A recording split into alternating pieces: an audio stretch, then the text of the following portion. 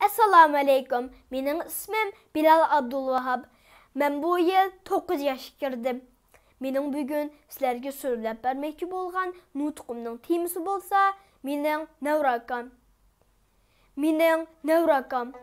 Hammamizning hayotida doim sevginib, eslab turadigan, ammo didorlasholmaydigan ishlarimiz bor. Mening shundoq. Mening hamma tuqqanlarim, bovam, momam, tağamlarım ve bütün nevri tuqqanlarım vatanda qolgan. Ularning orasida men eng ko'p eslaydiganim bo'lsa, nevri akam Abdulbari.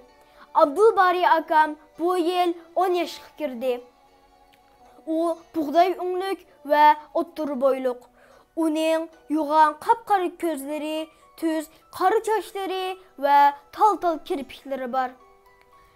2016 yılı yazda Abdulbari akam ve momam biz turvatgan devletke bizni yo'qlab kelgan edi.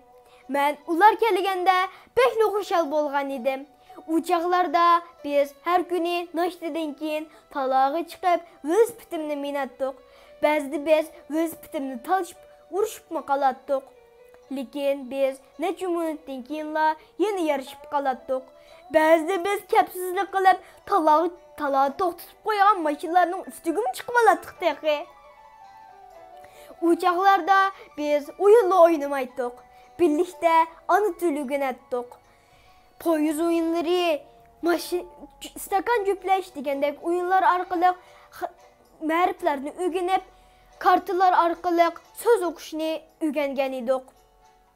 Billa rasm chizatdik. Her xil narsalarni yasab baqatdik. İş qilib kunlarimiz to'liq xushal ve ma'nilik o'tadi.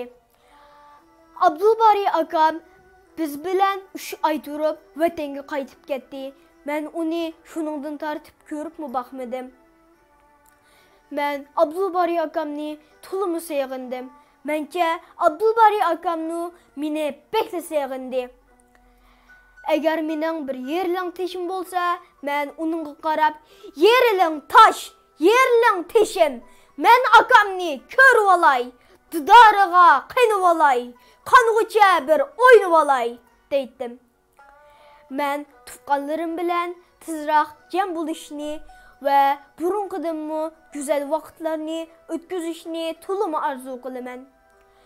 Ammo men ba'zida uning bilan qayta yuz ko'risholmasmanmi deganni xiyol qilib qo'rqib qolaman.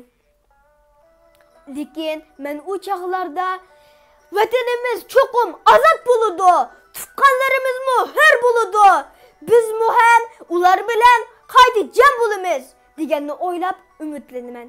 Rahmat sizlarga. Qadrli do'stlar, biz endi yana bir kichik mayimiz Bilal Abdulvahabniki mening Nevrakam degan temadagi nutqini anglab chiqdik.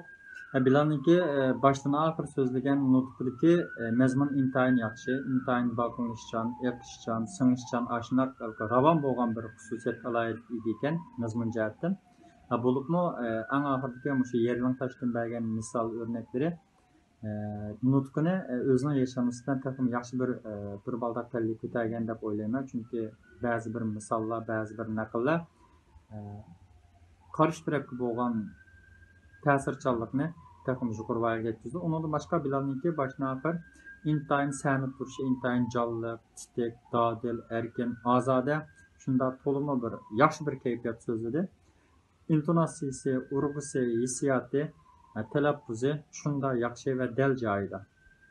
Bo'libmi ovozining yuqori tubanligi shundoq yaxshi. Birdan bir kamchiligi hamda shu o'rtirib so'zlagan bo'lsa deb o'yladim. Men shuni umid qildim. Chunki o'ltirib turib so'zlagan vaqtimizda nutqni birsi qarshi tarafga qilingan hurmatsizlikdek bir tuyg'u ta'sir berib qo'ydi. Ikkinchisi, ba'zi badan harakatlarininki nutqda ifodalangan nutqninki ba'zi hissiyotlarni ifodalagan chog'dagi bu bizdagi chiroy va badan tilidagi bu ba'zi hissiyot ifodalari to'liq yaxshi ifodalanmay qoldi deb o'yladim. Buniki shundoq ozoda, dodil, erkin, yaxshi so'zlaydigan alayliklarni joriy qildirib, kelgusida yaxshi bir nutq bo'lib chiqishini, bundan keyingi alayliklarni yaxshi joriy qildirishni chin ko'nglimdan orzu qilaman.